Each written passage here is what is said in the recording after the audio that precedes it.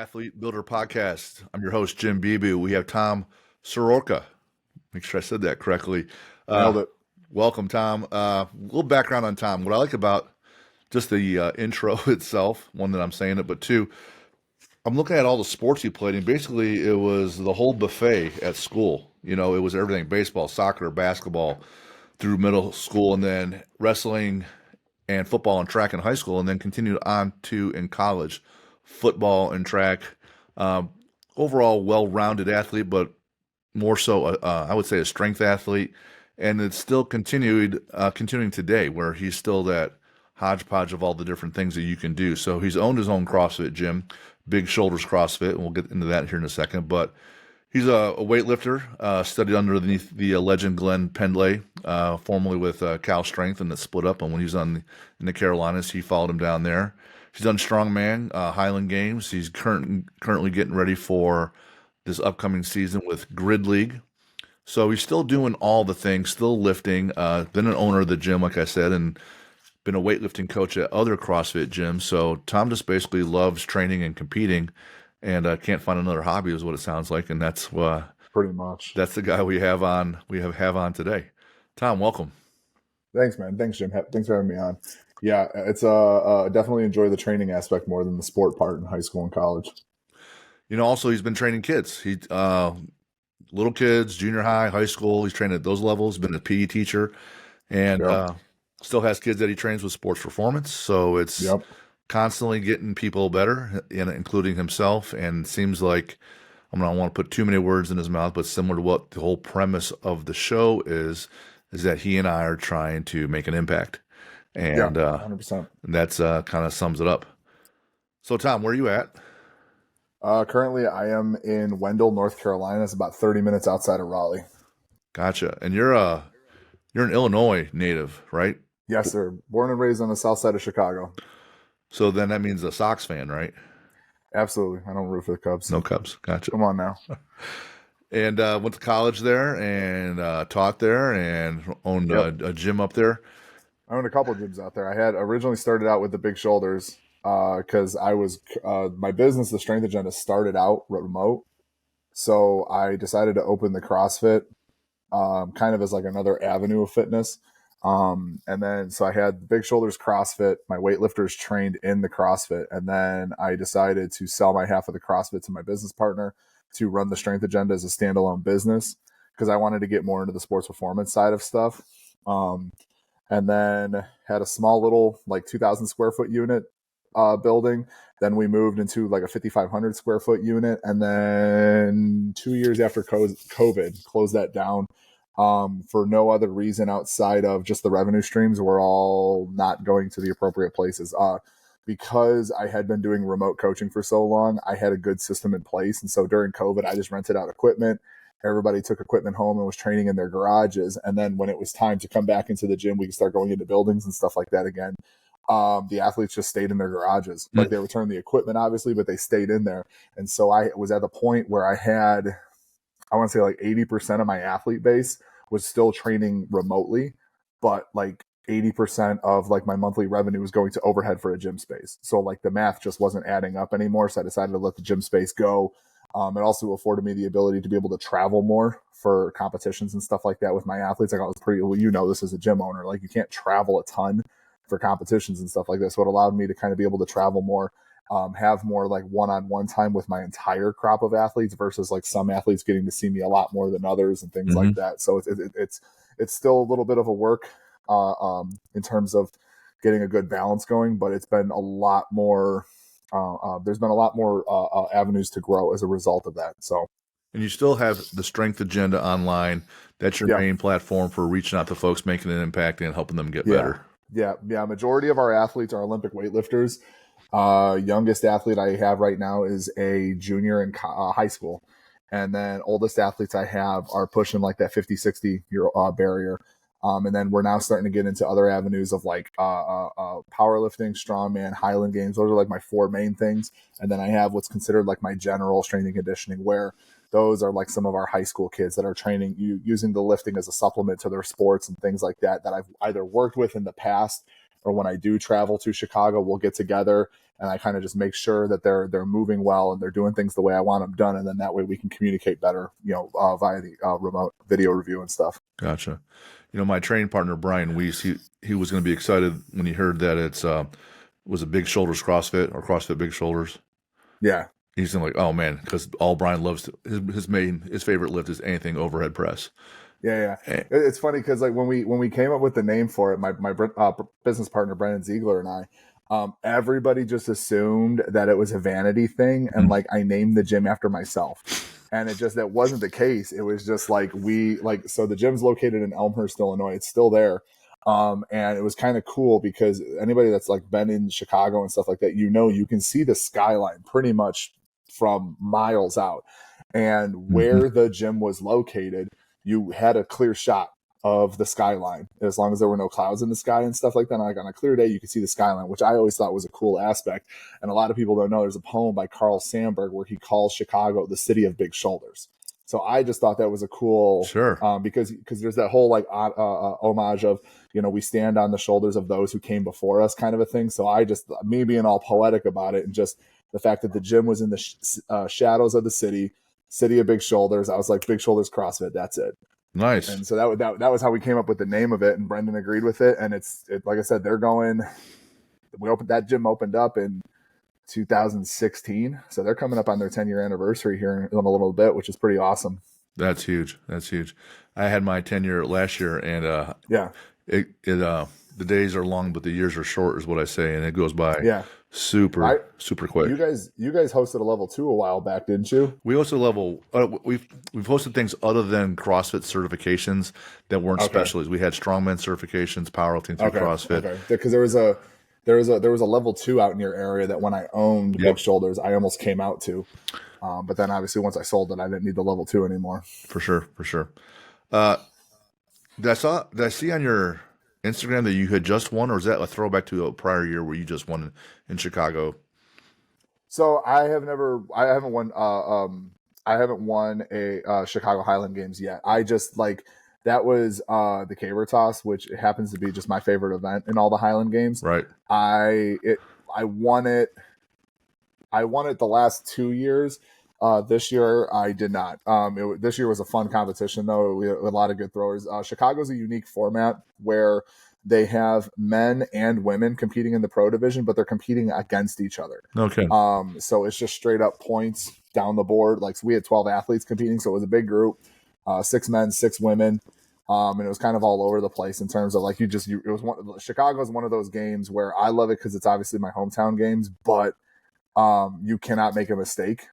And if you do, like it really screws you for the rest of the day. And I made 2. So it's just one of those situations. Like by the time the caber video that I posted this morning, by the time I got to caber, I was just trying to have some fun because there was no way of getting on the podium after the 2 mistakes that I made. And so I was just trying to have fun and just continue to entertain the crowd because a lot of people don't understand, especially in the pro division for the Highland Games. Like that's the main goal Mm-hmm. is to entertain the crowd. Like, yes, you could be the greatest thrower. Yes, you could be a world champion, but like most of the people that attend these events don't understand or they don't know the difference between you and the world champion if you're standing next to each other. All they're going to know is like this guy interacted with me, this guy put on a show, I found he was entertaining, and so on and so forth. And if they are coming back to the festival, that means the festival is getting that revenue that they can then put towards the athletics and take care of you guys the next year. Yeah, that's all. It's all ties in. Same thing is true in the strongman world. In its origins, it really was brought along with a lot of different circus acts, and they would bring in on the strongman guy to do Yeah. these feats of strength, and they kind of grew from there. But the idea is to provide entertainment, just like any other athlete. People go Yeah. to watch that as well. I'm actually reading right now. I can't remember the name of the author, but it's called The Strongest Men on Earth. And it's essentially like a chronological history of the old time strongman and stuff like that. Right now, it's talking about like the Royal Albert Hall before it became what it was now, with like all the vaudeville acts and everything along those lines, going through Samson and Sear. Apollon and all those guys. Yeah, Sear, all those guys, and how they came to be, where they came from, how they were making money and stuff like this. It's actually a cool little book that I'm about halfway through now. So you're just a nerd of the sport as well. Yeah, definitely. Yeah, I would definitely bill myself a strength nerd. I like, and that's probably one of the things that I would say annoys a lot of my athletes or annoys a lot of people when they talk to me about stuff is I want them to understand where their sport came from. Weightlifting is a big one for me because, for all intents and purposes, the sport of weightlifting changed after 2000, after the 2016 Olympic Games. And what we see now in the sport of weightlifting is nowhere near what it used to be in the previous quads and stuff like that. So I just want them to understand what some of our top athletes had to go through before they got into the sport so that they can understand how they were able to get the things that they have and the kind of struggles that like PEDs is a big conversation. Mm-hmm. Like weightlifting is, they're never going to be gone in weightlifting. I don't care what anybody currently involved in the top of the IWF says. They're still there. People are still doing them, but the sport is about as clean as it's ever been. And that's, that's easy to see with how much better the Americans are placing, because nothing has changed in the US in terms of our training philosophies, our methods of practice, and our drug testing. The only thing that has changed is they've started to crack down on some of these other countries. And so it's not as easy to get away with it. And as a result, we're starting to place better at these competitions, bringing home more medals at international things. Whereas, like, if you like 10 years ago, that wasn't the case. Athletes like Donnie Schenkel, somebody I got to train with, puts up comparable numbers to Wes Kitts. Wes is a little bit of a better clean and jerker and snatcher overall, but like Wes's best snatch, I believe right now is like 176 or something along those lines. Donnie has snatched over 170. I watched Donnie clean 220. I believe Wes's best clean and jerk right now is 222. So like their numbers weren't that far off, but Donnie never lifted it in an A session. Never won Pan Ams. I think he medaled at Pan Ams a couple times and stuff like that. Whereas Wes has won Pan Ams. He's, been top 5 in the world and stuff like that. And it's just one of those situations where it's a matter of like the drug testing. So I like to remind my athletes in particular when they start talking smack about older athletes or, past Olympians or something like that. It's just like the athletes and the way the athletes train has not changed. The sport and how it's governed is what's changed, and how they regulate people following the rules. There also used to be a third lift, though. That was back in like the 50s. Like they haven't done that strict. Well, that was the other problem too, though, or not a problem per se. That was probably the only, in the U.S. in particular, that was probably when training shifted, because back then you had the Norb Szymanskis, you had the John Davises and the Paul Andersons and stuff like that, because the strict press was an event, and it wasn't like you took it out of the rack. You had to clean it first and then press it. Right. They essentially just eliminated it because it was getting hard to tell whether people were using knee bend or not. Right. And I still like, that's probably one of my biggest pet peeves in strongman is when people will post a strict press PR and I'm like, that's not a strict press. Like you use momentum. Like it's like, especially when they start like at like their nose, bring it down to the shoulders and then I'm like, that's a drive. Like that's not a strict press. Like strict press starts on the shoulders, just press it up, lean back. I 100% have no issue with, but then when they like will like bend their knees or like do the extra momentum, bringing it down, I'm like, that's not a strict press. Yeah, that's a whole other argument for a whole other day. I'm totally guilty of it. I would take it off my shoulders and have right around the chin and kind of come down just a little bit. Yeah. Right. And I mean, fuck. It's human nature. Yeah. Like, yeah. I'm not going to sit here and be like, say that I have a perfect strict press, because I've done it too. Right. It's just human nature. You want to lift as much weight as possible in those things. But what drives me nuts is when it's like a blatant, like not even close. And they're like strict press PR. It's like, no, it wasn't. I walk by and I'm coaching some folks and I'm seeing them doing it. I'm like, yeah, that's more of an incline bench without the bench. Yeah, right. I get that, and I've done it with a log because it's my face. Oh, yeah. Face is in the way. So, but no, that's not going to really be what we're all about here. I wrote down 3-time All-American shot putter. So in the Highland Games, are your favorite events the Braemar and the stone puts, or is it something else? When I first got into the Highland Games, yes. But then. So like I kind of, like you said, I bounced around with stuff. So I started doing the Highland Games right out of college. I actually did it while I was still in college. I played 1 year of football, got hurt, was rehabbing an injury in the fall. And the guy who was the athletic trainer at our college was big in the Highland Games. He's big into powerlifting, big into strongman. He was like, "Hey, what are you doing this weekend?" I'm like, "Nothing." He took me to a Highland Games. He's like, "You're going to throw this weekend." I was like, "Oh, okay, cool." Obviously, the two events I did the best in were the two stone puts. Mm-hmm. So when I first got into the Highland Games, the stones were my bread and butter. Then, about I'd say 3 years in, I got recruited to do Olympic weightlifting by Glenn, and that 4 year break, like I'm not going to say I forgot how to throw shot, but it hasn't been. I haven't been where I was because like that was one of like the biggest issues I had when I started working with Glenn in particular was my whole left side, left arm, left leg were way weaker than my right arm and my right leg. And so like it took so much time to balance that out and kind of work on that and get that left side to catch up to the right side that when I went back to the Highland Games, it wasn't an advantage anymore. Like I still throw far, don't get me wrong. Sure. I'm just not like I was very comparable to like my collegiate numbers, and I'm not even close right now. Yeah, I imagine you throw far when you're in the pro level. Yeah, I mean, I throw far enough, but like right now, like my favorite event has always been caber. It was one of those events where the first games I did, I couldn't even pick the thing up, and I've told this story a million times. But like the guy who was eventually became our throws coach at Aurora University, where I threw, and Terry, the guy that got me involved, Terry Smith, he's the guy that got me involved in the Highland Games. They took me to a park like the week after my first Highland Games, and they're like, "This was embarrassing. Like you're not going to embarrass us like this again. Like we're not leaving here until you figure this event out."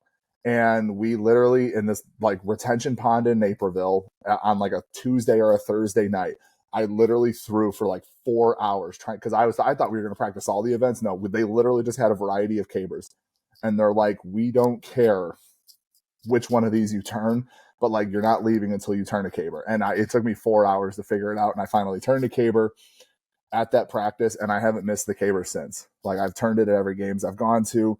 I've got a few outliers here and there. Like last year in Phoenix, I ended up getting a no turn on the caber and stuff like that. But the caber is hands down my favorite event. 2021, I got to go up to Fergus, Ontario, and they have like the unofficial caber championships. And I won that. Got a nice little trophy. I sent you that picture. That was that trophy that I had. Like Gotcha. I got my name engraved on it and stuff like that. That was pretty cool. But caber is my favorite event. And I'd probably say the height events are my next two favorite events just because Sheaf is just goofy looking. Yeah. It's not like the questions and the looks I get walking through an airport with a pitchfork with a book bag taped around the top of it are pretty good. Right. And then obviously weight for height. Weight for height was just one of those events. Like I used to watch the Superstars competitions and then the World's Strongest Man when it was, back in the 70s and 80s with my dad and stuff like that. And so like World's Strongest Man always had the weight for height when, with Kazmaier and John Paul and all those guys. So weight for height was just one of those events that's just, I feel like that is like the epitome of a strength athlete is being able to do that event. So those are like probably my top three events. The cabers, there are different components. They got to stand it up, and then the actual pick itself takes time to work your hands down, and then there's a timing component where you pop it up and then catch it with your hands underneath it. Yeah. Then you got to steady it, and then you got to get the momentum going in the right direction so it's going forward.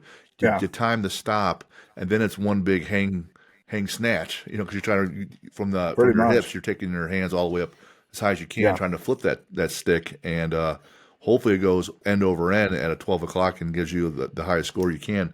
That's a technical event, and those guys said, "All right, just figure it out." Yeah, it's honestly it's just one of those so situations typical where Highland coaching: throw further, throw higher. Yeah, that's pretty it, much. Like, and it's funny. I feel bad because like people who are like bad at the caber toss, they'll try to ask me like, "Hey, like, what do you got? Any tips?"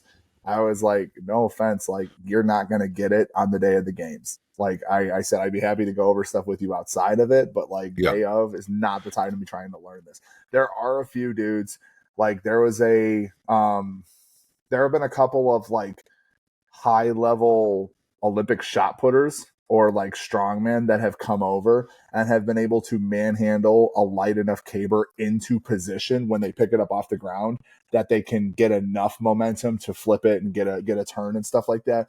But we're talking like 80, maybe 100-pound cabers and stuff like that. Once you start getting to like the 110 range, and above, usually those cabers are about 17, 18, 19 feet, sometimes 20 feet. And like you say, 120 pounds, well, it's not too heavy, but it's also like the height of the caber. Because Mm-hmm. like you said, you have to time your pull to get it to land on the other end and have enough momentum to still go over. And then you take into consideration things like the ground. Like, is the ground wet? Yeah. Like, did it rain the night before? Is it going to just stick in the mud, plant, and go over? Is it like hard ground where it's going to bounce? So you've got to get it to go a little bit higher. Like, there's all these different things You know, that go into it. That it's like golfing. Like, you learn the field that you're going to throw. You learn the different sticks because each region has different types of trees and wood that they use to make their cabers. So it's kind of one of those things where you've got like your bag of tricks, but it's 100% like circumstantial based on the day and the games and the weather and stuff like that. gotcha. Going back to the constant with the weightlifting, you're at Pendlay and you've been working on that. There's a full body timing component with both those lifts. Yeah. There's a strength component. Can you pick the weight up? But from that point, it's all power. And Yeah. so same thing with caber and throwing. It's all power. It's great to be strong, but it's better to be powerful, right? Yeah. And my caber consistency got better after my time with Glenn. Mm. Like, I was good at caber before. Like, I could usually pop off like 1:12 o'clock. But then after like my consistency and my work with Glenn, I was 100% able to start hitting more 12s on a consistent basis and stuff like that. So, excuse me, you could definitely, like, there is definitely something there that warrants like the implementation, whether it's just like high pulls or anything like that, but just some form or fashion of Olympic lifts in your training for power athletes. Now you had that imbalance when you got there. You're pushing off your right side all the Yeah. time as a thrower, Yeah. and it didn't happen in 6 months. It happened over years of training. So it's going to take some time to fix that component, build up the other side. But I gotta believe you're opened up and susceptible to more injury with that kind of imbalance. Did that rear its head at all? It definitely has. Like, so my left hip, because like Glenn, for all intents and purposes, Glenn's style was very Bulgarian esque. Like, we went heavy fairly often, and the reasoning behind his thought process with training was 100% like he like most top end coaches get their athletes at 14, 15, 16 years old. He was getting guys in their mid to late 20s. Mm. So he didn't have as much time to develop them. So he was trying to push the technical aspect and the strength component at the same time. And so definitely went through lifters more than like the average Joe. But those of the athletes who were able to kind of tough it out and make it through, if you made it through like the first 2-3 years with Glenn, you were golden. I made it through like the first 2 years, and then I started to have injuries pile up based on like my issues and stuff. Like, case in point, I have no bursa sacs in my left hip. I caught a clean weird one time. Like, Glenn and I got into an argument at the gym. He said I didn't do something, I did it, and then me being a hot-headed 20-something-year-old, I did cleans. I loaded up my percentage work. I had been done for like 20 minutes. Loaded up my percentage work cold in my gym shoes, cleaned it, stood up, twisted weird, and felt like a pop, pop, pop, pop, pop in my hip as I stood up. Like, and that was that. Still trained through it and everything like that, like an idiot. Why And like wouldn't you? yeah, right, exactly. But it was just like that whole like left side imbalance thing, and that led to issues that like stemmed into my lower back and my shoulders and stuff like that because of that imbalance. And so I didn't really take the time to address those until after I was done with Penlay and with training for the Olympics and stuff like that. But yeah, those things definitely reared their ugly head, and it's kind of one of those like hindsight is 2020. Like, I wish I would have taken more time to do more accessory work after every session, kind of bring up those imbalances and stuff like that. But I didn't. I was just kind of, Fuck it, I'm I'm not gonna going. say, yeah, it was like the whole Conor McGregor thing. Like, fuck it, we're going live, or Right. not Conor McGregor, but the Right. Stephen Colbert thing. Like, fuck it, we're going live. Like, we're doing it, kind of a deal. Right. So yeah, that was just kind of the mentality. Because I mean, you had guys like when I got there, I was the bottom of the totem pole. I had 6 guys that were ahead of me. So it was just like, and it was like your typical like football type. Like I was the rookie. I got like last pick of equipment.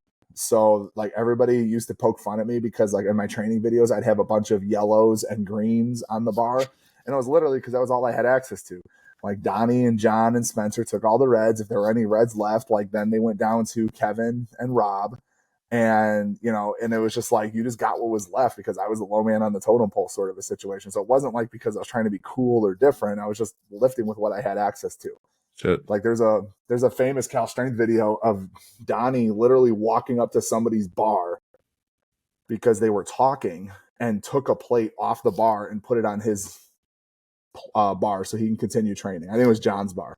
And it was just one of those situations. It was just kind of how it was. Like people ask all the time, what was that like? It was like training at Cal Strength was like the wild, wild west. The West Side version of Pretty much. I was Olympic just lifting. gonna. There's a filmmaker that we've kind of talked about doing a little bit of like a documentary on those Penlay days. And I honestly, after watching the West Side documentary, probably the closest thing to West Side in Olympic lifting was the California Strength muscle driver days when Glenn was in charge. Gotcha. Because I mean, we fought, like we got into fist fights all the time and stuff like that. It was a bunch of hot headedness, like because at that time making the Olympics wasn't very clear cut. So it was just like, it was dog eat dog. You wanted the guy above you spot and stuff like that. And then you compounded the situation at muscle driver because then they had levels for your stipends. You had A, B, and C stipends. And like, you didn't want a C stipend because you couldn't live off of that. B stipend was nice, but then you wanted that A stipend, but they only had a certain amount of A stipend. So you had to be performing better than one of those guys to take their spot. So it just kind of created this dog eat dog mentality and a lot of resentment. Like we're all friends now. Like we all talk to each other when we see each other at meets and, you know, ask how everybody's families are doing and stuff. But there are times where you're just like, I fucking hate that guy. Right. Like I wouldn't be upset if you hurt your knee or you hurt your elbow or something like that on this next lift.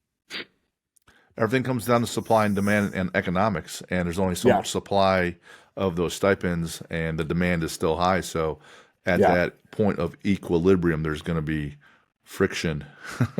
Yeah, and that's one of the things. Like especially with my younger athletes, like I try to do a good job to remind them about. Because like case in point, I remember I used to run weightlifting meets at the last Strength Agenda location.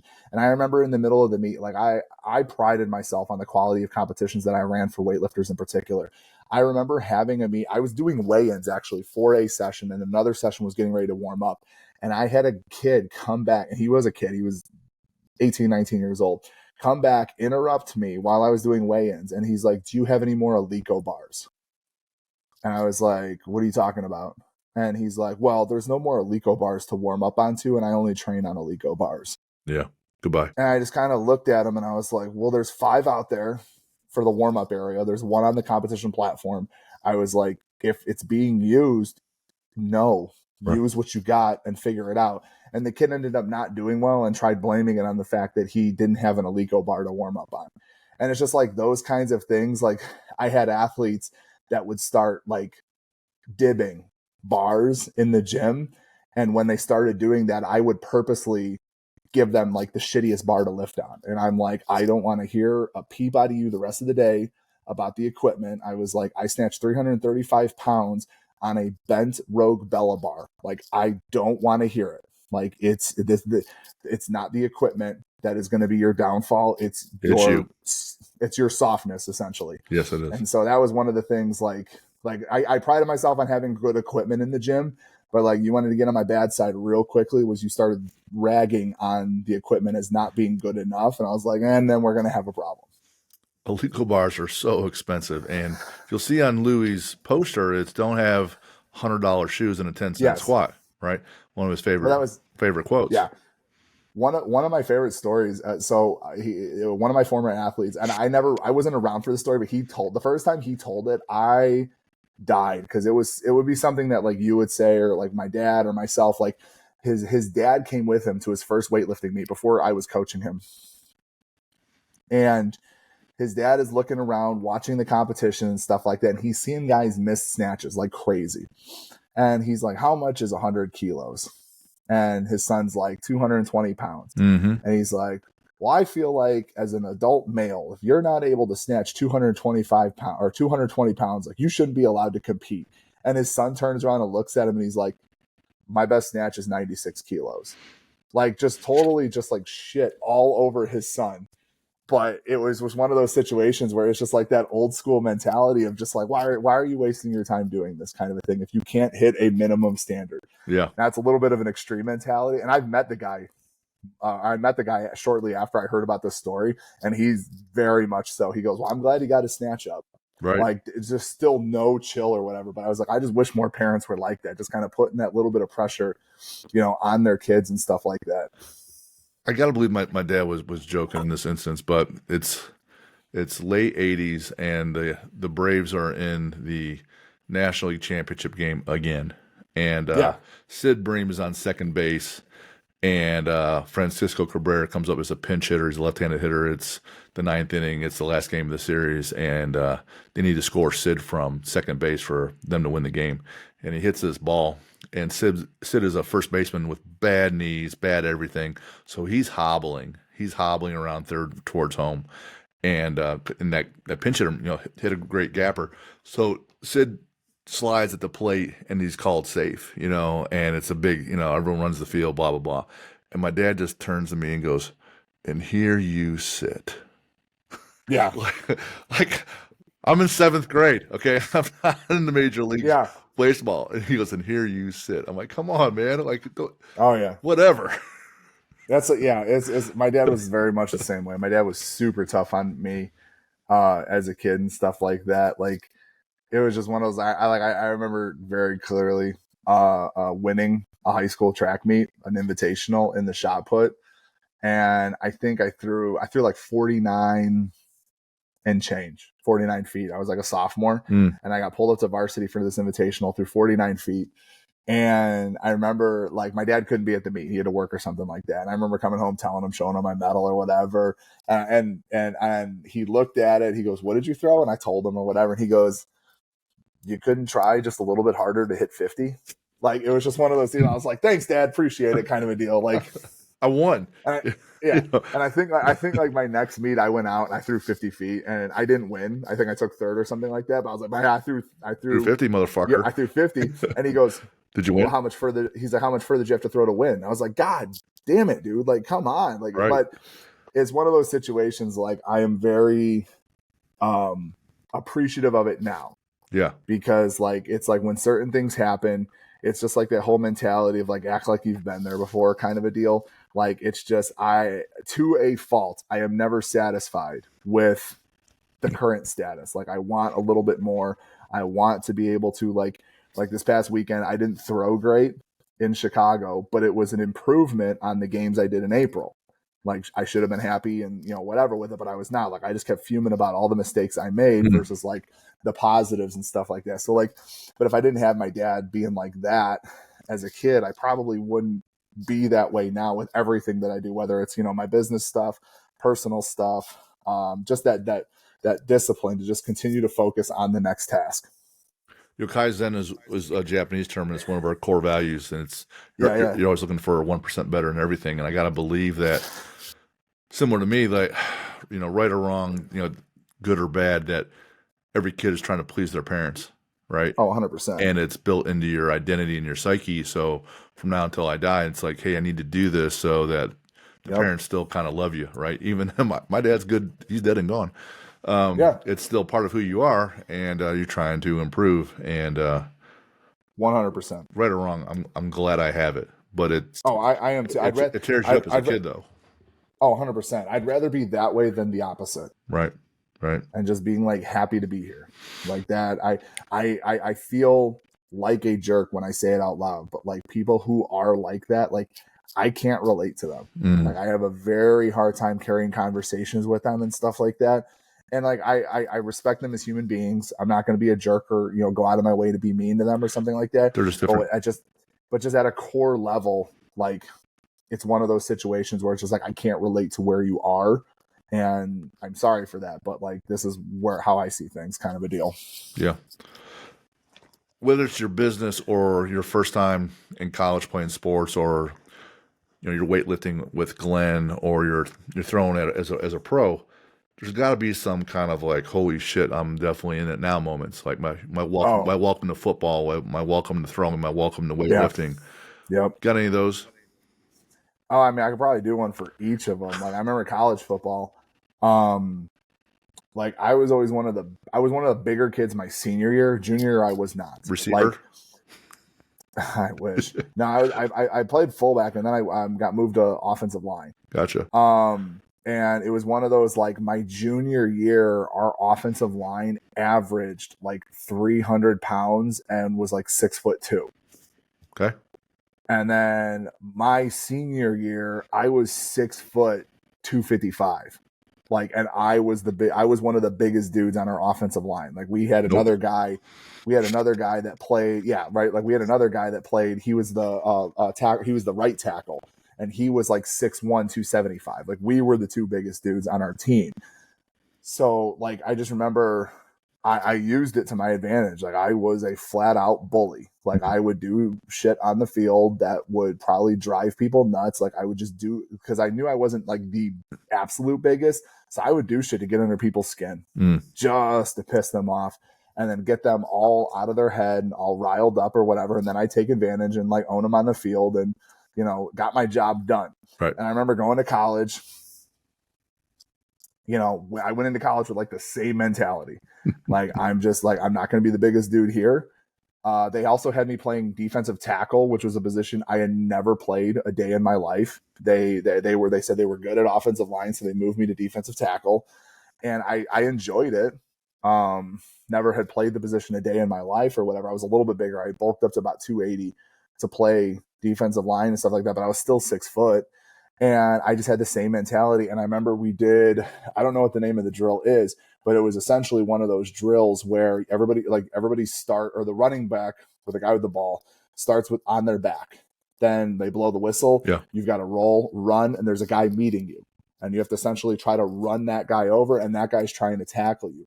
But once you get past that guy, there's like three more behind him, each like 10 yards spaced out.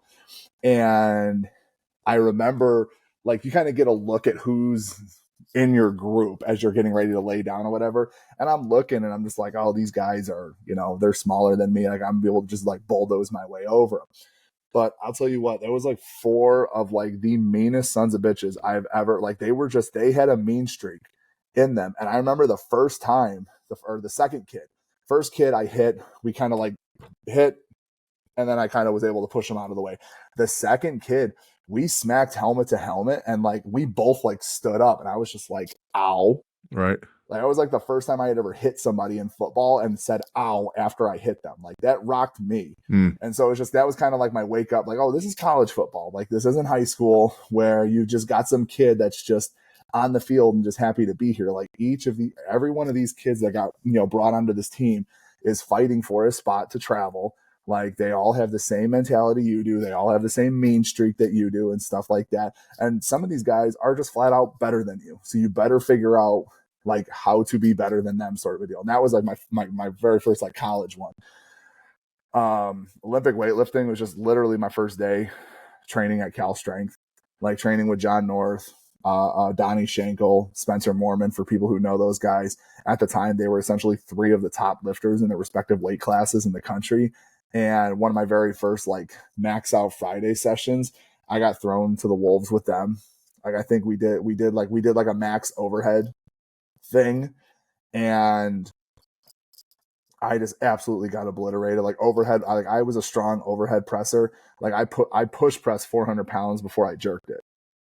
And Jeez. so like I was very confident in my overhead, but then when you go up against somebody like Donnie Schenkel who can jerk 220, Kilos.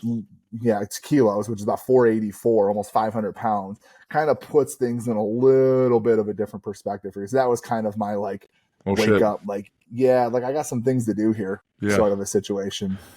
I was at Purdue. I started in '93, and you're a South Side Chicago guy. I got to wonder if you got a little bit of Mike Allstott playing fullback. You got a little bit of an affinity, or you like Mike watching Mike Allstott play. I love Mike Allstott. He was when I actually just saw a reel about it the other day. Like one of my favorite times as a football fan was when Tampa Bay had Lorenzo Neal Mm, and Mike Allstott in the backfield, and they called it their Rhino package. I believe it was when Tony Dungy was their coach. It was one of the last years he coached in Tampa Bay, but he called it the Rhino package. And Lorenzo Neal would play fullback, and Mike Allstott would play running back. And you had about 500, 520 pounds of man just coming downhill at you hard. in a goal line situation. I'm like, I don't care. You know, Bruce Smith isn't stopping that. Like there were some bad dudes that played Reggie White, Bruce Smith, Yep. Gilbert, not Arenas. Can't remember his last name. The big nose tackle for the Green Bay Packers, Gilbert something. Like Oh yeah. those guys were not having a good day when you saw those two standing in the backfield. But yeah, Mike Allstott was one of my favorite dudes. When I graduated college, he went to Joliet Catholic Academy, Yep. right about an hour south of Chicago, and his mom still lives out there. So like I had a house. I lived a couple blocks away from where his mom was, and every once in a while you'd see him out there. Like, you know, he'd be visiting his mom, cutting her grass or something for him or whatever. But I think he lives in Tampa now still. He would do he was these drills where he would have a car. He would either push hands on the bumper from telephone yeah. pole to telephone pole and then rest, or he'd have a harness and he'd have to drag it from behind him. You know, he had to keep building up the upper body strength with the push, but those quads, you know, Oh, he was just massive, massive, he was running into people. it wasn't him, but there was another guy in the NFL at the time that like accredited his leg strength to pushing cars. Mm, And like at the time I drove like a really shitty Ford Ranger. And so I literally would just start doing the same thing during the summers. Like on like leg day, instead of going yep. to the gym, I would just push. Like I had no idea what I was doing, but I would push my little, you know, Ford Ranger, like you were talking about, like light pole to light pole, and then to kind of take a break and stuff like that. And it was just like, it was probably one of my more productive summers in terms of leg training and stuff like that. Didn't do a ton of extra stuff, but like I had gigantic legs. None of my pants fit right and everything like that. And felt probably about as strong as I ever had. But I don't know if my old ass could keep up with that kind of a workout now. I use sleds all the time with our kids, and Yeah, I love sleds. if I had to pick one implement, it would be that because I can still get upper body and lower body. Oh, 100%. I like a barbell, but then I need a rack too. But the other thing about a sled, you can use it for conditioning, you can use it for leg strength, Yep. speed work too. But you can be an idiot and lean forward and move a sled and get better. You know, Yeah.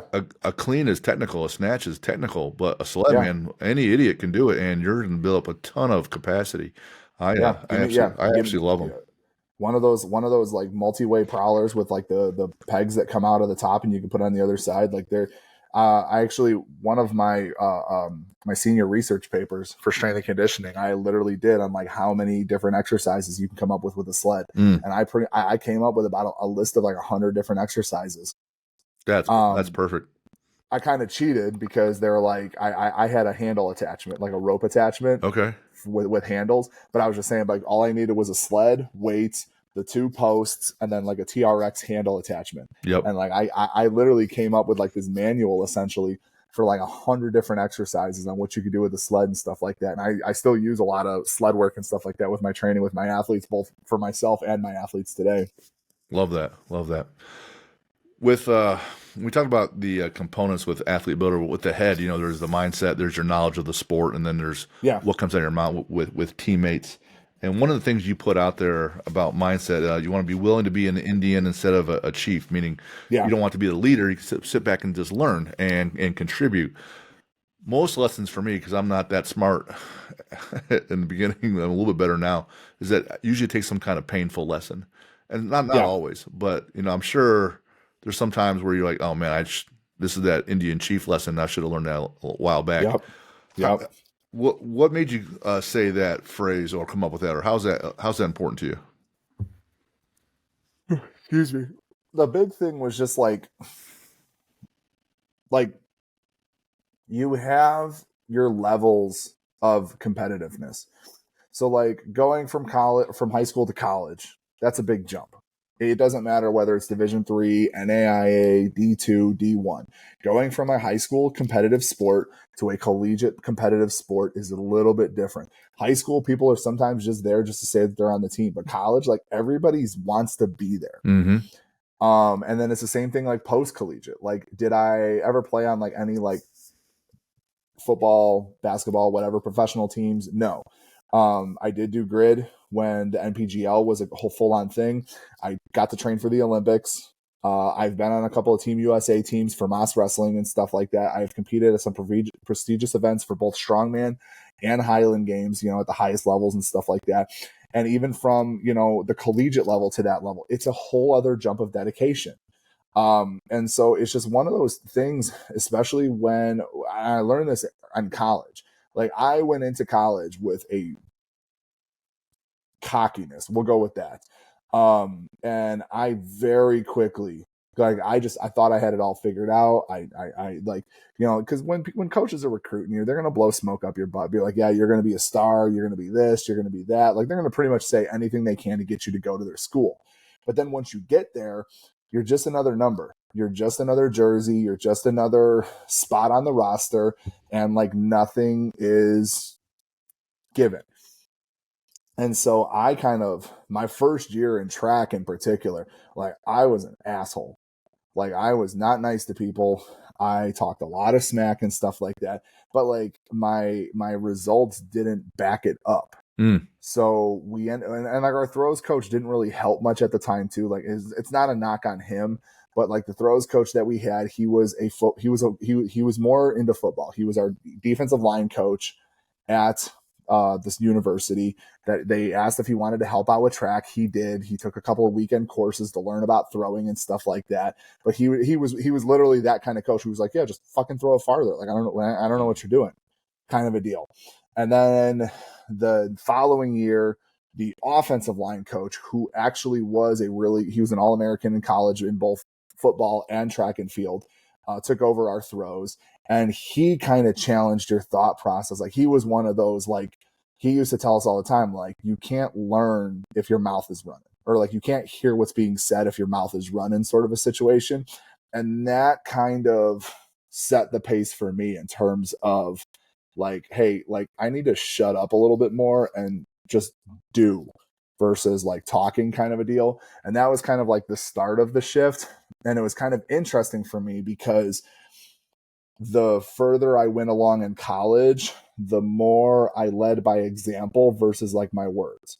Like, then by the time like my junior year came around, I started leading the team workouts. Like, but I wouldn't sit there and be like, hey, we're going to work out at this point. Like, somebody would ask, and I'm like, I'm going to the gym at this time.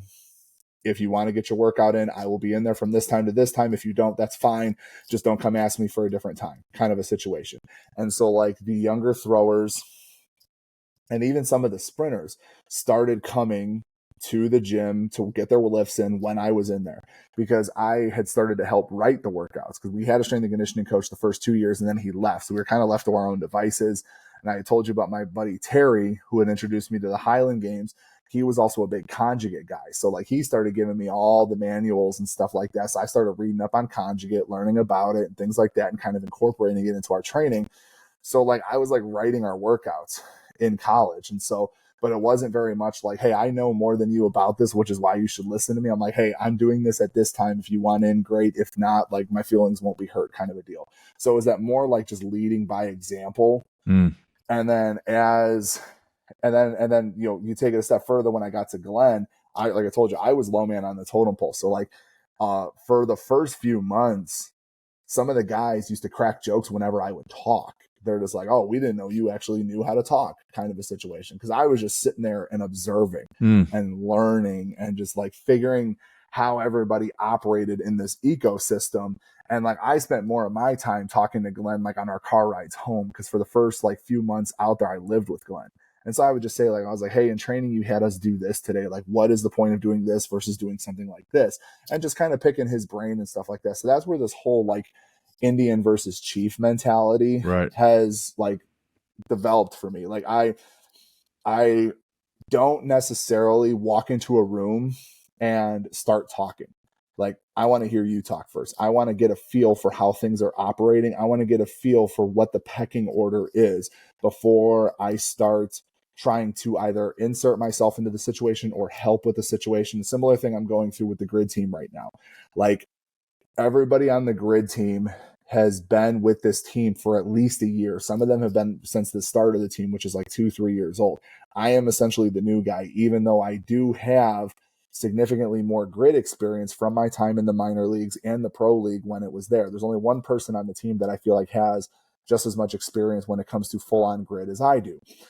But I'm still the new guy on the team. So like I kind of got a little bit of a hot start by like trying to call people out and try to challenge people and say like, hey, we need to be doing better with this, this, and this. But then I kind of realized like it's falling on deaf ears. So I've kind of just completely pulled back, and like I'll offer little pieces of input here and there. But for the most part, I'm now just kind of had to remind myself of that like Indian versus Chief mentality. And like I've told the coaches, like I'm like, I will do whatever I can to support everybody and help everybody.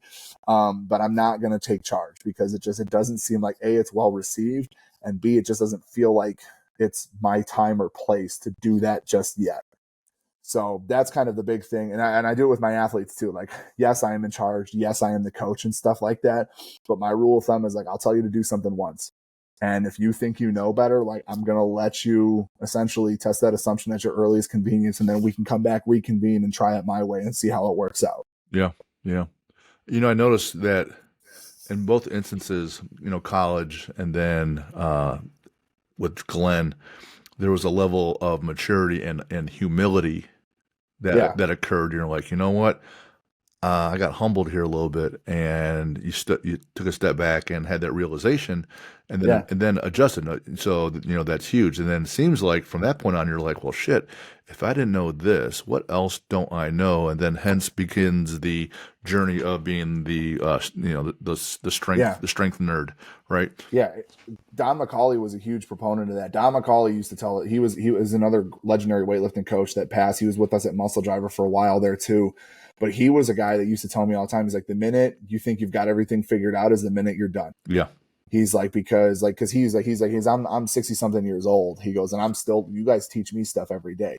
Like he was another one that I got to pick the brain of a lot and just ask like, hey, why are we doing this? Why do you think this is a good idea? Those kinds of questions and stuff. And then he would ask me stuff like once, like after I left Muscle Driver, like I didn't leave Muscle Driver on the greatest terms. Like long story short, it wasn't with the coaches per se. It was with the people who wrote the checks that me and them had a lot of disagreements on how things were actually going versus, how they interpreted things going. So like I left like scorched earth. Like I was like, fuck you, fuck this, fuck them. Like I didn't want anything to do with anybody. But again, that kind of maturity set in. So like I kind of went out on my own, started coaching more, had ran my own businesses and stuff like that. And like in 2018, I was at a Masters competition, Masters Nationals, coaching my athletes, and Don came over. And we were just talking and whatever, and he was watching my athletes, and he's okay, well, now like tell me what you see with this individual, why you have them moving this way. And I would explain to him, and he's like, you know what? He goes, I never thought about approaching it that way, kind of a deal. So it's just like that things coming full circle, and not necessarily me being, quote unquote, the master, but me being able to teach him something, or just to teach him how to look at something in a different way. But at the end of the day, everything I knew when it came to weightlifting came from either Don or Glenn, and then even Travis Mash, who was there like the last year. Like the first 2 years was 100% Glenn. Then Don came after those 2 years because Glenn started having health issues. So then I had those last 2 years with Don. And then like the last 6 months or so is when they brought Travis Mash on. So I even got to learn from Travis Mash, who's another phenomenal strength. Yeah. Legit. So like just being like anything that involves Olympic weightlifting primarily came from those three individuals. And then other people that have helped me along the way as well. Yeah. Yeah. When people think of CrossFit and Rogue kind of they're hand in hand, they'll think, they'll say, hey, Rogue is a CrossFit company because of all their equipment. I said, well, yeah, but it's true. They have a great relationship and provide great products. But have you seen their documentaries? Like they give a shit about the strength world. They just want people to lift because that's their product and all. But they want people getting healthier, stronger, in better shape, whatever. And we just love all of that, So that's how our gym is a little bit like that. We have sports performance, strength training, and then CrossFit. I feel like Rogue. I know some people are going to probably get their panties in a bunch about this, but I feel like Rogue understood the impact that CrossFit had on the strength community and the fitness community before CrossFit realized Oh yeah, the impact that they had. the Like, weightlifting world too. yeah, just in general, Yeah. just strength and conditioning as a whole. Because here's the deal: like before CrossFit, when I would tell people that I was a weightlifter, the number one question they'd be like, "Well, What do what's you your bench? bench?" Yeah, they had no clue what a snatch was, what a clean and jerk was. And then 2012 is really where CrossFit really kind of like burst onto the scene, started to pick up their steam. And from there, you had grandmas and uncles and cousins and random Joe Schmoes doing snatches and cleans, ass to grass squats, trying to do handstand walks, Mm-hmm. you know, kettlebells, doing, you know, gymnastics rings and all this different stuff. Like CrossFit, and I will say this because people think I bash on CrossFit a lot. What I have a problem with is the implementation and the overall coaching in CrossFit, not the system itself, because CrossFit has put a barbell in more hands than the next 5 fitness fads combined.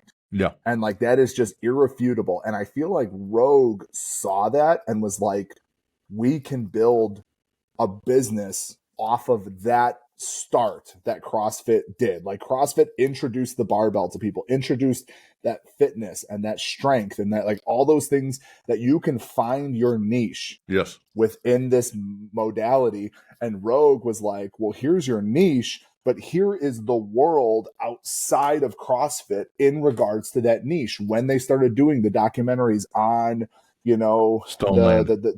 the Stone Land and Right. the people up in Basque Country, Right. or you know, all the different documentaries that they've been doing and the different cultures that they've been introducing to the world. Like, I feel like Rogue understood what CrossFit did for the strength and conditioning community and just expounded on that and just kind of took people to the next level and said, well, here's the culture outside of your CrossFit box that fits into. And it's been awesome. Like I mean, like I don't, anybody that has a negative thing to say about Rogue truly doesn't want to see evolution. Yeah. Because that's really what they've done. They've just taken where somebody is and have been able to provide them with outlets to the next level of what they wanted to do. Like, does that mean that some of these people will leave their CrossFit gyms and strictly do strongman, or will strictly just spend all their time outside searching for rocks to lift? Sure, but like they're still going to come back to Rogue because Rogue was that like that blueprint for them to be able to do those things. When people come to me, they'll say, "Jim, you don't like CrossFit, or you don't worry about strongman or powerlifting?" I go, you know what? I can take all the modalities and endeavors and poke huge holes in them all. Yeah. Huge holes. And but no one's in this. I'm not going to sit there and say that CrossFit gets you the most. If you just implement it correctly, it's the most well-rounded, balanced approach to get someone healthy For sure. that I've ever seen. You'll be stronger, you'll be in better shape, you'll move better, you'll using your entire body weight and or other implements. It's outstanding. I got problems when people are trying to kip a whole bunch and they can't hold themselves up, fine. But people say, well, about strongman, I said, have you ever seen that continental clean where they clean the barbell and it's on their belly and their arched back? I'm like, that's fucked up. That's terrible. There's no reason why would you want that weight sitting on your belly and an arched back. That's terrible for a strongman, right? Or I can look at powerlifting. I see them bouncing that bar off their chest, or they don't squat below parallel and this and that. Whatever. And then you say, well, weightlifting's got a whole bunch of snobs and this and that, and everything has to be perfect. I'm like, well, fuck. As soon as you can find the whole perfect approach to training, let me know, because there's not going to be one. There's not going to be one. No, and and that's the thing, is that's one of the things that, especially as I started to get older, like I had people coming to me that wanted me to coach them in various things that I didn't have experience in. And so that's kind of what led to me to being a little bit more of a strengthener, doing all these different sports. I just, like, not to toot my own horn, we talked about this earlier. It's like that whole mentality that my dad instilled in me of just like not accepting complacency. Like I originally set out, true story. Like I originally set it out and I said, I'm like, I am going to do one competition in every strength sport just so I understand what the athlete is going through, getting ready for that competition, what they're feeling during the competition, so I can help them work through it. But in true me fashion, like Moss Wrestling in particular. I literally got into Moss Wrestling by accident. I showed up for a strongman competition and I showed up on the wrong day, and they had a Moss Wrestling tournament, and Ode Haugen's like, strongman's tomorrow, but if you, or strongman was yesterday, but if you want to do Moss Wrestling, you can go ahead and sign up for it. I was like, well, how do I do it? They literally like gave me a quick demo tutorial, and then they're like, have at it. And that was literally how I got into Moss Wrestling. And then because I did well enough at that tournament, I got invited to go to Hungary and compete in the 275 class. And that was like, it was like the whole thing was just trial by fire. Like, I don't know if you know, you know Ulyss Payne. I don't know Euless, but I do know Ode. I met him a couple times. Like his grip is Ulyss, amazing.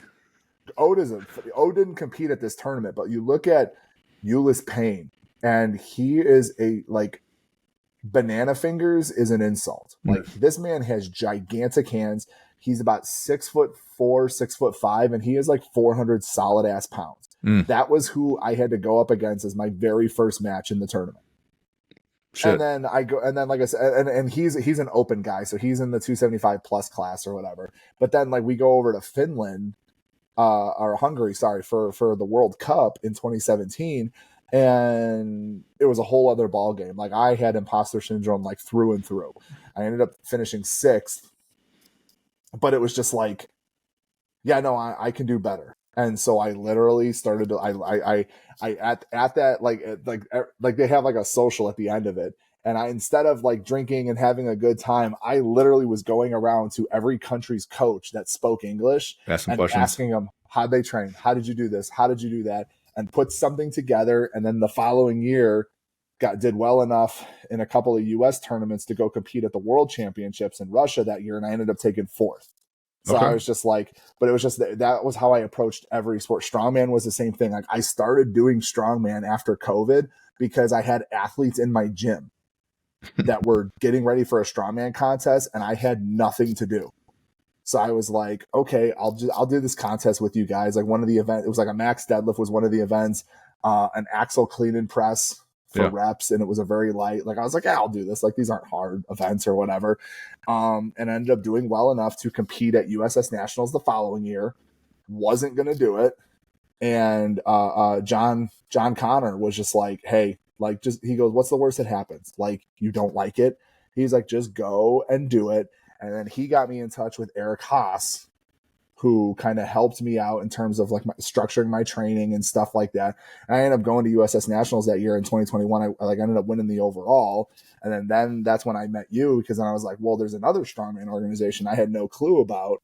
So then I was like, I got to get ready for SC. So I needed to qualify for SC Nationals. I came out to your show, did that one show at your place, competed at SC Nationals, got good enough or did well enough there to compete at the Arnold the following year. And so it's just like, it was just that same thing. It was just like, okay, well, I did this. Like, what's the next step sort of a situation?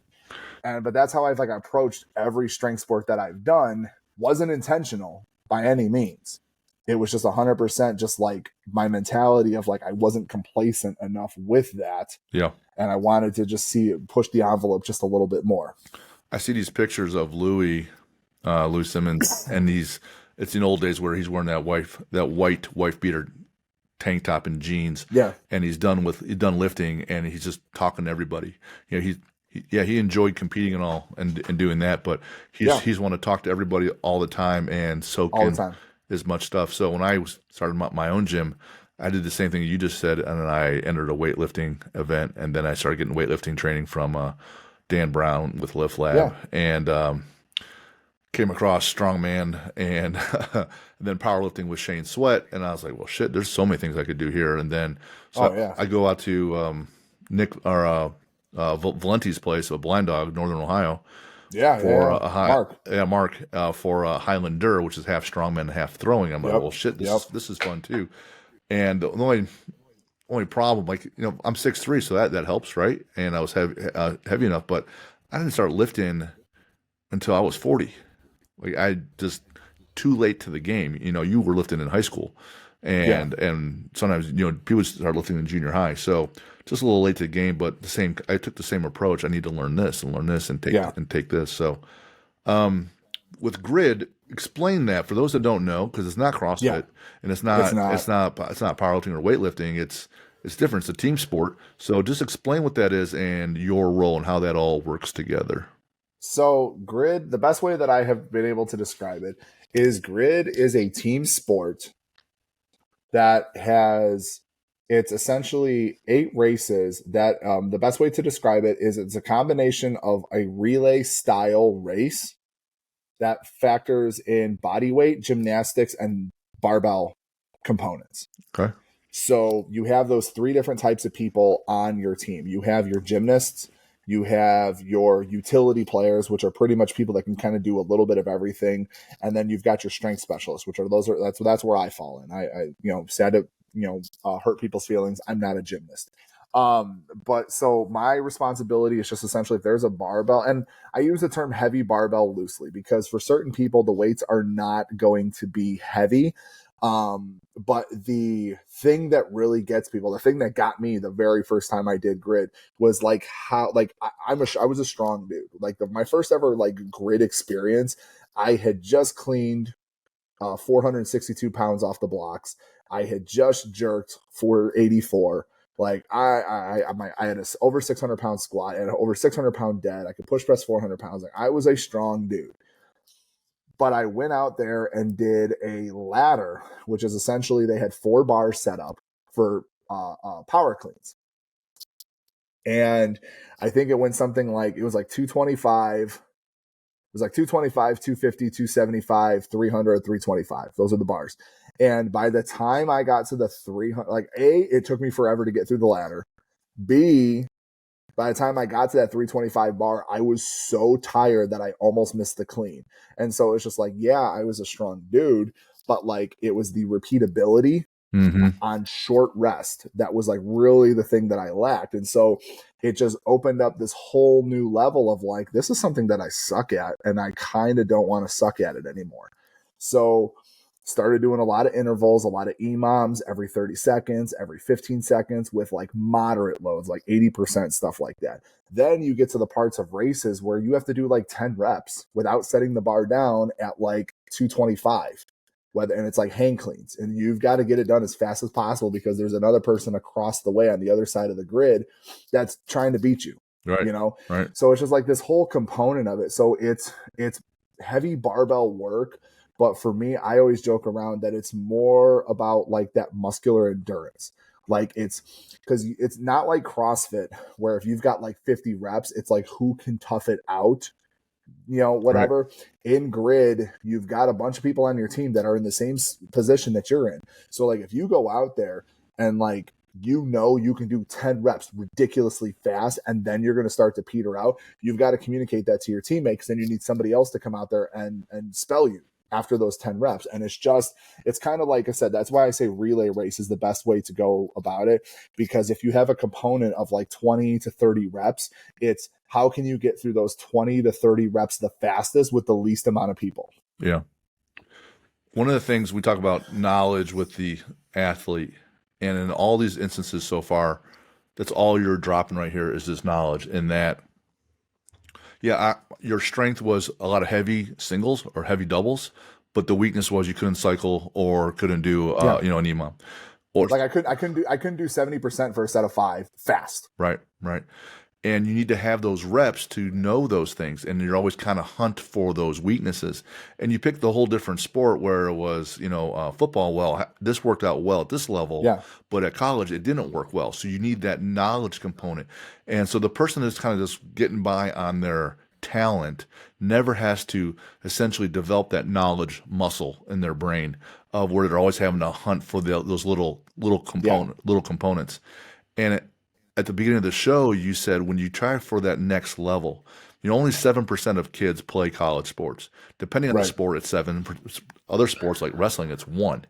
Yeah. And so to get to that next level takes more and more, right? Yeah. And now you're at this grid league. So now not only do you have to know your own weaknesses, you have to know your weaknesses of your teammates and how all that interlocks. Same thing in football. If I'm the middle linebacker and I know that my outside linebackers are out of position, Yeah. well, we are out of position and we're going to get beat on this play, right? 100%. Same with you guys. So it's that ability. Then how do you communicate that with your teammates makes everything happen or doesn't happen. Now, one thing you pointed out question here, but we haven't talked about yet is mindset wise, you want to be able to control what you can control and not worry about what you can control. Right. Super easy to say, right? And when It you're a is. younger kid and you're an asshole, you're you think you're 10 foot tall and bulletproof. It's not super hard, but whether it's the night before an event and you're kind of sweating it, or it's the moment before where the offense is getting ready to come on, you're playing offense, you're getting ready to go on the field. Whether it's the night before or the moment before, it's so hard for most to think about what they can control. Do you have any processes for it? Like the night before, how do you calm down? Or going into the moment or going into the game, do you have any processes that help you focus? Um, it's kind of a little bit of like a loaded question in the sense of like yes and no. Like at the end, I'm now to the point where like I used to panic during preps and like try to change a bunch of things. Like if things were not going, like I never until I started coaching athletes, I didn't realize how big of a pain in the ass I was in terms of like wanting to change things in the middle of a prep for a competition. Like I didn't realize how frustrating that was from the coach's Oh perspective. my God. And so once I started coaching people, that kind of opened my eyes a little bit to like, this might suck, but just trust the process that like the person has in place. So like now it's one of those things for me, like when I start to kind of get into like that panicky mode, I literally will just like, I, I have done enough in the strength world now that like I can tell you when the sucky part of prep should be, or like when I'm getting ready for an event. So like if I don't hit that, I immediately go to one of two questions. It's like, am I just, is it just off a little bit in terms of like maybe it's not going to be exactly on this week, but maybe like towards the end of the week going into the next week? Or have I not been pushing myself enough during this prep? And like for an event like Strongman, it's easy to know where you're at because Strongman has predetermined weights. Mm-hmm. Yep. Like it's like you can either do this weight for however many reps or max that they ask you to do it for, or you cannot. Yeah. So like during a strongman prep, it's really easy to gauge where you're at, as you're getting ready for an event. Grid, same thing. You know the weights. You just have to know, like, you have to be honest with yourself in terms of what you are capable of there. And so, like, in terms of the processes and stuff like that, is I probably about halfway through college, I stopped paying attention to start lists. I still don't pay attention to start lists, even as a coach, athlete, whatever. Like that was probably one of my biggest helpful things was to stop looking at start lists and seeing who was all going to be there at a show, who was all going to be in the competition, who was all going to be at the meet. Because like I can't control who's going to sign up for a thing, who's going to be there, what they did in their training. All I know is what I am capable of. So, like, in terms of like a process, it's just kind of reminding myself that, like, hey, I left no stone unturned. Yep. I did everything that was written on that piece of paper, and anything that I didn't do, there was a reason why I didn't do it. Whether it was just was going to hurt myself, or just the was going to dig a deeper hole in terms of my CNS fatigue or anything along those lines. Like if I didn't do something, there was a good reason for it, and I just kind of go and I write these things down at the beginning of a prep. So like I usually will start about 12, 16 weeks out before a competition starting to prepare for it.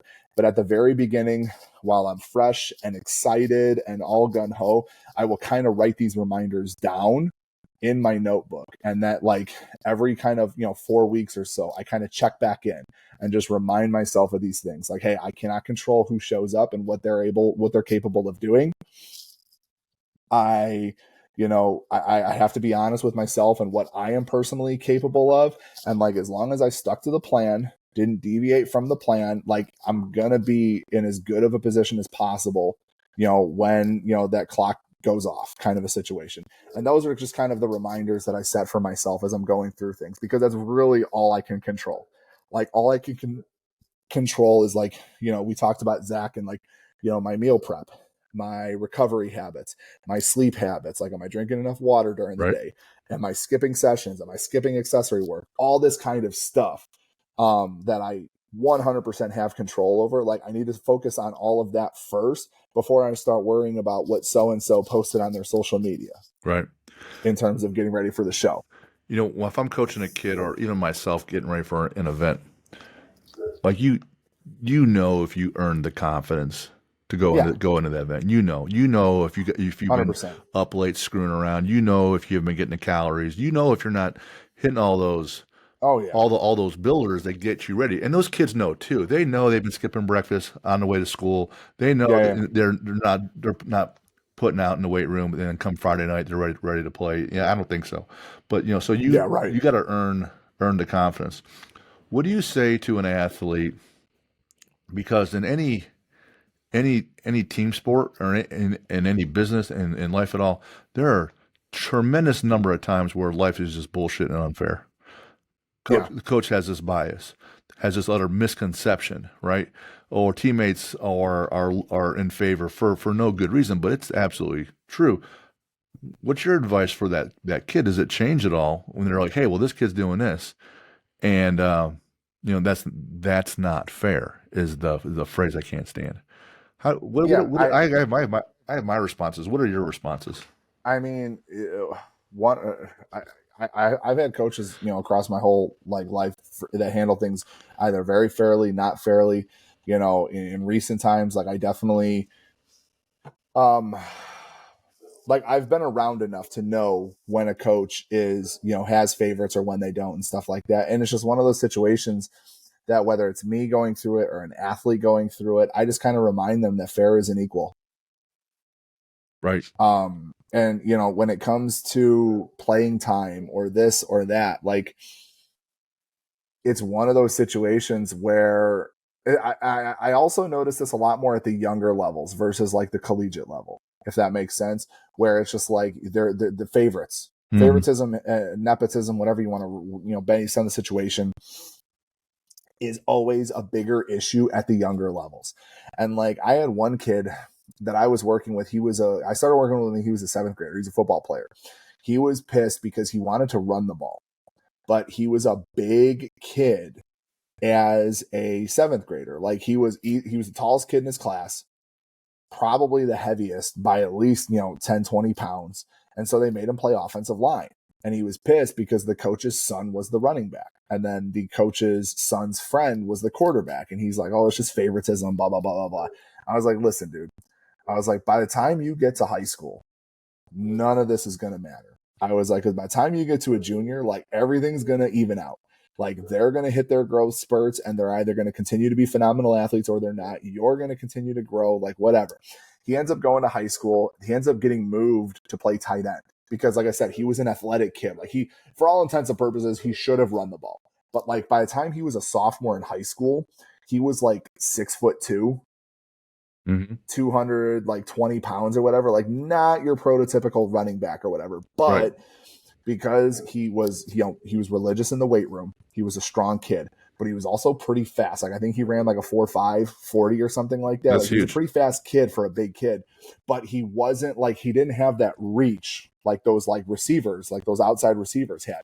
So they tried him out at tight end, and he ended up being like an all-state tight end. He ended up going to Stanford to play tight end. Huge. Like, and it was just, and then, but like those same two kids that he couldn't stand and like Pee Wee were on his high school team, and they weren't even starters because the dad wasn't the coach. It was just a regular coach, whatever. And it was just kind of one of those, it was nice to see that play out for him and just say like, hey, like I told you, like it was going to work itself out. Just focus on you and what you can do. And now I've had kids do the opposite, where all they do is they just come up with, issue after issue after issue as to why they're not getting what they want. They can't focus on what they have control over.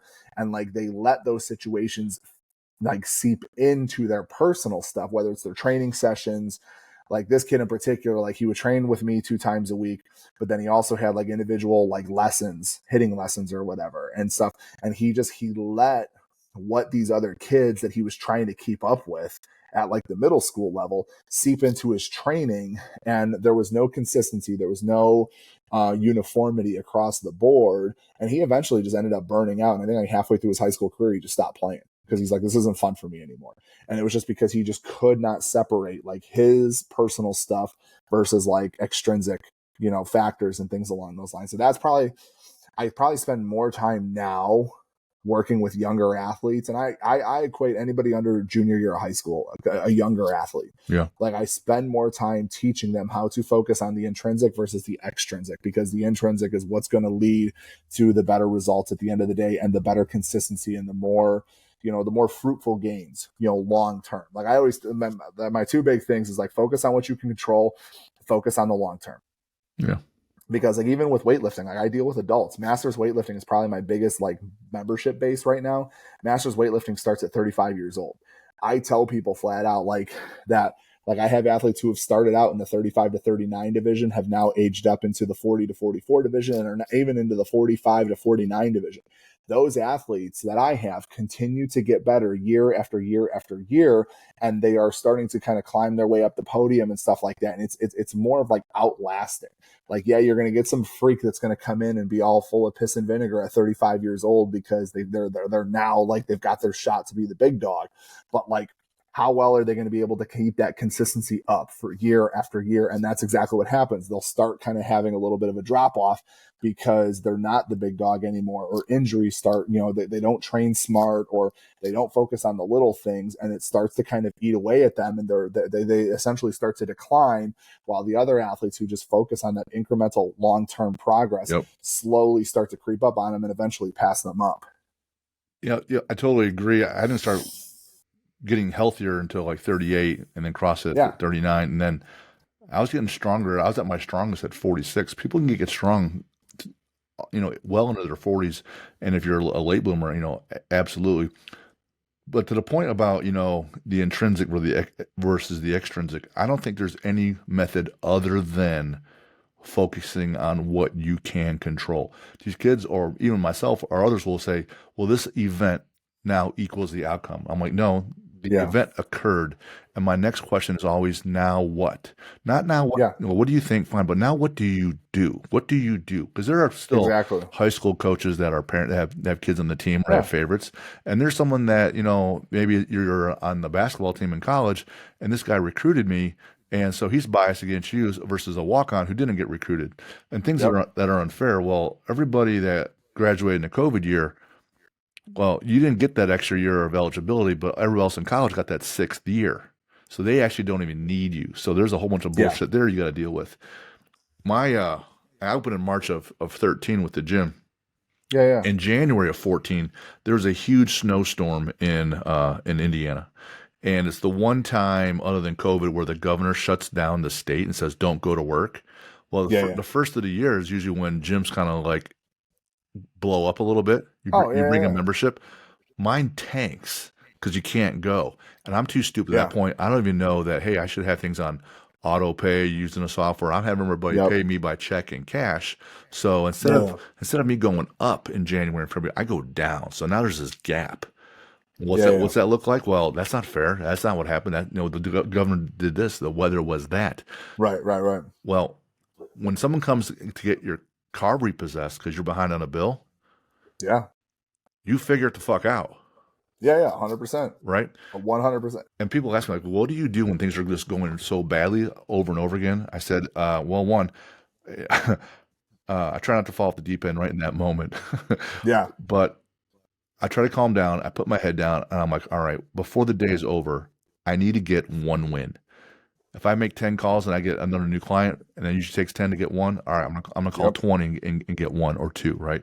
Or I'm gonna eat this next meal perfectly. I'm gonna get all my water intake, all my supplements. I'm gonna get this win today and change the momentum. But I have to respond because it all comes down to you and what do you do. I actually posted this yesterday for Father's Day. Like, probably one of like the core memories that I'm ever gonna have from my dad is I played in a travel middle school football team, and I had a game in 6th grade, and I was being held, I was being chop blocked, I was being cut blocked. Like the whole gamut was getting thrown at me because I was a big kid in middle school, like comparatively to everybody else. Like once I got to high school, everybody caught up to me, but in middle school, like I stood out. Like I was 6 foot in like 5th grade. Like I stood out like a sore thumb. So like I would get all like the antics, the nastiness or whatever. Like I would get all the cheap shots and stuff like that. And I would complain to the refs, and they just kept looking at me. They're just like, yeah, I don't know what to tell you, kid, kind of a deal. And so my dad had showed up halfway through the first half. And at halftime, we had a break. Coaches are talking to us. When the coaches were done and we were kind of like off on our own, I was still like hot about it. And my dad's just like, get your butt over here. He's like, what is your deal? So I started explaining to him what was going on because he didn't see all of it. My mom had kind of filled him in, but like, he just wanted to, insert his wisdom and stuff. And I told him, I was like, this is what's happening. Refs ain't doing a thing about it. And I remember like as clear as day, he balled up his fist. My dad had like baseball gloves for hands. And he just put his fist right in my chest. He goes, that's fine. He's like, but what are you going to do about it? And it was just like a light bulb went off in my head. I was like, oh yeah, like I am 100% in control of the situation. Yeah, you're Like not a victim. Go. Yeah, I was like, they're trying to get in my head and it's working. Right. And then like the second half of that game was a completely different thing. Like I was the problem. And whatever. And so it's just one of those things that it's just like, he passed 2 years ago now. And it's just one of those situations where like from that moment all the way even to like present day, like anytime I find myself, for lack of better terms, just being a little bitch about something, whether I'm upset about something or I'm like, this person is pissing me off because they're not doing it the way I want it done, blah, blah, blah, blah, blah, blah, blah. I can literally feel like the fist right in the center of my chest. And I will just tell myself, I'm like, that's fine. But what are you going to do about it? Right. How do you kind of a deal. How do you respond? It was just, and so like, that's kind of like, if there was like one piece of advice, like I do try to give out to kids and stuff like that. Another one very similar to it is like, if you have a setback, stuff like that. I had another coach come up to me. I didn't qualify for an event my sophomore year. I didn't qualify for nationals my sophomore year in college. And I had a coach come up to me and he was a good dude, meant well with it. But he's just like, he put his hand on my shoulder. He goes, I want you to remember this feeling.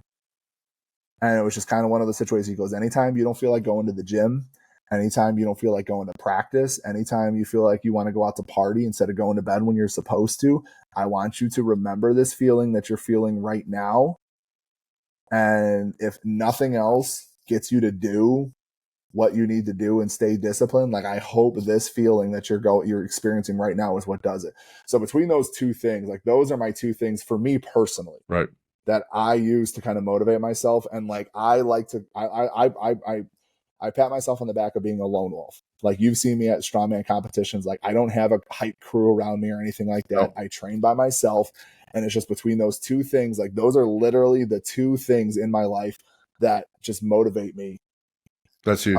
That's huge. Further than anything else. Like I literally will internalize any setback and how I felt during that setback. And when I don't feel like doing something, I just have to all I got to do is just tap into that, give myself a little bit of a pep talk, and it's enough to get me to the gym. Yeah. And then on top of that, like when I feel like just people are just being completely unfair, as we talked about earlier, yep. I literally will just like tell myself, it's like, okay, that's cool. They're doing this, but like, what are you going to do about it? That's right.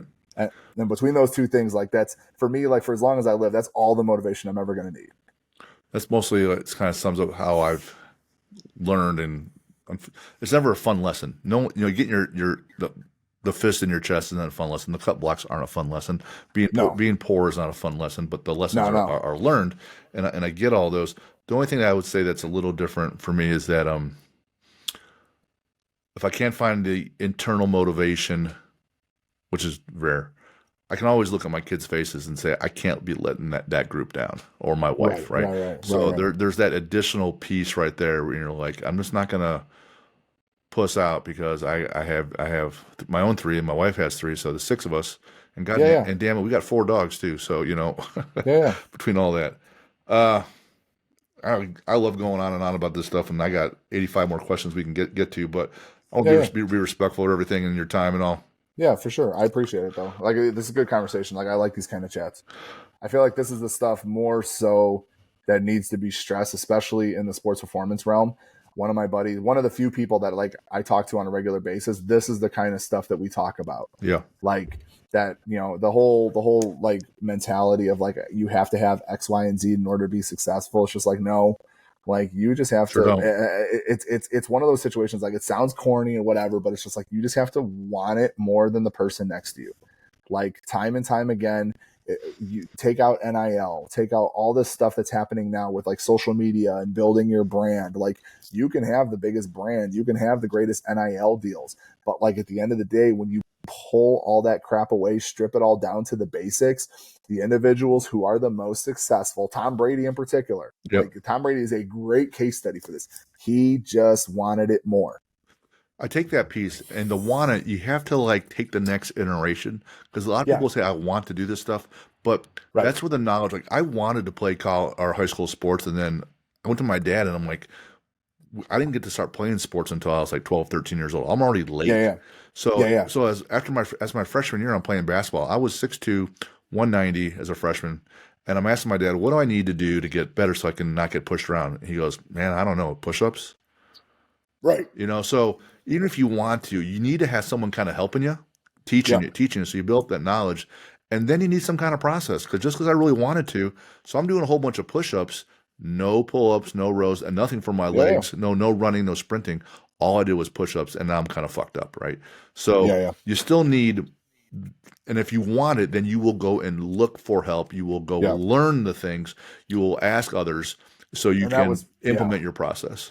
And that was kind of where I got to post college. Like in college, it was like, yeah, I wanted it and I did the work. I used the resources at my disposal. Sure, But like post collegiate, I was just like, look, there's like more. I got big goals for myself. Like I need to get outside my comfort zone Yeah. if I want to, get to that next iteration of me as both a coach and an athlete and as a professional in this space. All right, so I have these rapid fire questions, but I have some other ones that I just wanted Yeah, to let's go. ask you. So, your favorite lift all time that you've done? Favorite lift that I've done? Is it a big caber? Is it a big snatch? Is it a big stone? Oh man. I got Oh, it. probably like honestly the Arnold amateurs in 2022. We had a deadlift ladder, and it was a weird ladder because it was like a deadlift bar, power bar, axle. And I think the weights went something like it went like 675, 7 I want to say 735. Mm, The jumps were weird. And then it was an 800-pound axle deadlift. gross. But the axle was like it wasn't a full on like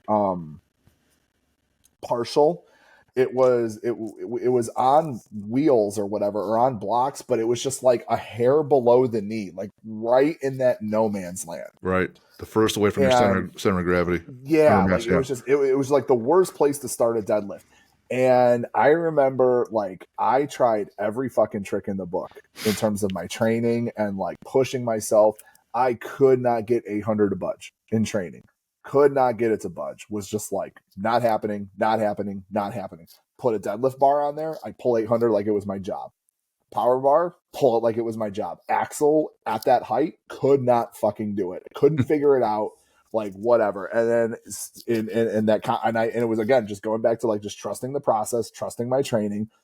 Went to the competition. I ended up smashing it for 2 reps. Wow. So like I just tell people flat out when people ask like what my best deadlift is, I'm like I've pulled 840 for a triple sumo. I said, but I'm really proud of this 800-pound double that I did on an axle. Like Love that. that was probably one of my like favorite lifts that I did because like I couldn't get that thing to budge in prep, and at the competition I was able to get it for 2 reps. Beautiful. Love that in the moment. The different strength and power sports that we talked about, you only get to pick one to continue going forward. Highland Games, Okay. A lot of different events. a lot of different events. The camaraderie is unmatched. That's Like fun. I like It's just fun. like yeah, it's just fun for me. Like it really is. Like as long as I'm still getting invites and I'm still having a good time at the end of the day, like I'm gonna keep doing it as long as I can. Some of those Masters events, those guys, they'll do a Yeah. throw and then a shot of bourbon. They're having a great time, Oh, the Masters are awesome. I mean, you get to throw lighter implements, right? so what is not to love?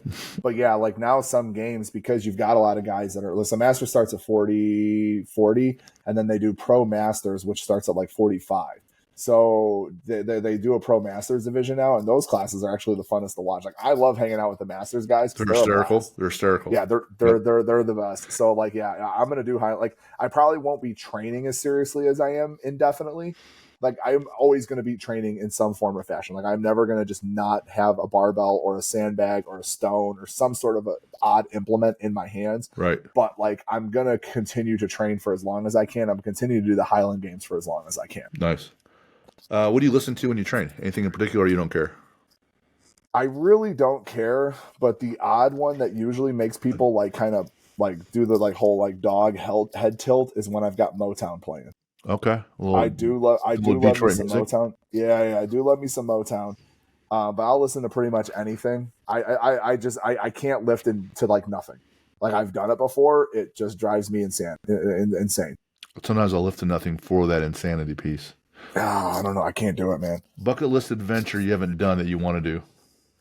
The two big ones is I want to go to Scotland, not to throw Highland Games. I want to do the Stones with a bunch of the different stones and stuff like that in Scotland, and the same thing with Iceland. Iceland, I have a buddy who has said pretty much if I can get over to Iceland, he'll take me to the stones, and he's kind of picked out 4 of the challenges. And he's like, if you can do these 4 challenges, he goes, I'll pay for a tattoo. Okay. He's a buddy of his that does tattoos and stuff like that, and we've joked around. I've joked around, but now I'm serious. Like it'll happen. Like if I go to Iceland, I lift these 4 stones that he has picked out. It's the Fisherman Stone, the Full Styrker, the Husafell with the lap around. That's around the pen. Yeah, it's around the pen. Yep. If I can do the Husafell, and then there's the Tombstone, which is 600 pounds, where you just have to wrap your arms on it and break earth, right, or get wind underneath it. And then the Farmer's Stone, where it's the one where you have to pick up. I want to say it's like it's another like 400-pound stone, 220-kilo stone. You have to pick it up and do a lap around this little monument. It's nowhere near as big as the Husafell, but the whole purpose behind that one is I think you have to do 50 revolutions or 100 revolutions or something like that, and the farmer's soul gets released. He made a deal with the devil. I've seen that actually. Yeah, I've seen that. So those are the 4. Gotcha. If I do those, he said he'll hook me up with a tattoo. And we talked about it. And I'm going to get John Paul's famous quote, like "There's no reason to be alive if you can't do deadlifts." And I'm going to get it on. I want to get it on the front of my leg. I have. Well, I decided I have them, and I have them now. But for Indiana, the Hoosier State, I had the 5 Hoosier manhood stones. Yeah, you kept trying to get me to do the one after I like did your Atlas Stone death cycle. You were like, "Hey, if you want a shot of this, you can do this manhood stones." I'm like, "Jim, that's true. Not now." I will definitely come out there at some other point and lift those, but not right after a strongman competition. Gotcha. Favorite sports movie? Sports movie, Remember the Titans. Favorite sport to watch? Sports to watch, rugby. Okay. Rugby or hockey. Okay. I think NHL playoff hockey is the most exciting TV there is, but man, once you understand what's going on, rugby is so captivating. Yeah, the World Cup, the sevens? 6s? There's the World Cup. There's the 2 different. The sevens is the faster one. Oh yeah. That the U.S. is actually pretty good at. We're terrible at 15s. Traditional rugby. Yeah. The All Blacks and what they're all about. And if you like a good book, Legacy by James Kerr, it follows the All Blacks and talks about what it takes to make that team. Netflix has a really good documentary on the Six Nations tournament. Oh yeah, Six Nations. That's what it is. Not the Six. Yeah. Favorite athlete to watch? Currently, again, kind of off the cuff here, but like Olivia Reeves and Hampton Morris are my 2 favorite athletes to watch right now. They are young weightlifters. They're still technically juniors, but they're going to be representing Team USA at the Olympics this year, and their last like 3 years in the sport have been just absolutely impressive to me. And Hampton is one of those, like Hampton's a 61-kilo guy. I think he's like 19, 20 years old. And he is literally like, he mixes it up with the Chinese and the Korean lifters and stuff like that. Dang. And he medals. Wow. He medals. Like he's put the world record clean and jerk on the bar multiple times. Like he's got the youth and junior world records, but he's put like the senior world record on the bar. So like right now, like I'm biased because I'm a weightlifting coach and weightlifting is like my bread and butter and stuff like that. But Hampton Morris and Olivia Reeves right now are 2 of my favorite athletes to watch. Olivia is another one. She's like 17, 18 years old or something like that. She back squats, over 400 pounds, doesn't wear a belt, doesn't wear knee sleeves. just literally her shoes, shorts, and a t-shirt will just bury 400 pounds and stand right up. She competes in the 71 kilo class, so it's like 155 pounds or something like that. Yeah. So it's just one of like those two athletes are beyond impressive to me, and I'm really excited to see what they can do, at the Olympics this year and in the next quad. For the longest time, what I tell CrossFitters this, weightlifters this, anyone this, that strength cures so many sins in the sport. So Yeah, when someone comes in, they say they front squat 100 kilos and they clean 95. I go, well, the problem is your front squat. yeah, And they're like, what? Well, no, I need to get better at my clean. I go, you're 5 kilos away from perfection here. No, yeah, yeah. the margin's too small. Get A stronger. stronger, Get stronger. a stronger athlete's always a better athlete. Yeah. Favorite book? Favorite book? I don't remember what I wrote on the thing, but most recently, or not most recently, I was just talking to somebody about it. The Untold History of the United States of America. Who It wrote was that? I can't remember who wrote it. So I took AP history. I originally wanted to be an archiver, like Indiana Jones style. That was originally what I wanted to do with my life. And just didn't work out in college. The guy that ran our history program left, and I didn't like the guy that took his spot. So I switched over to physical education and exercise science. But, in high school, I took AP US history and AP world history, and then AP economics. And the same lady taught all three of those classes. But for AP US history, we didn't use a traditional textbook. She bought this book for us to read.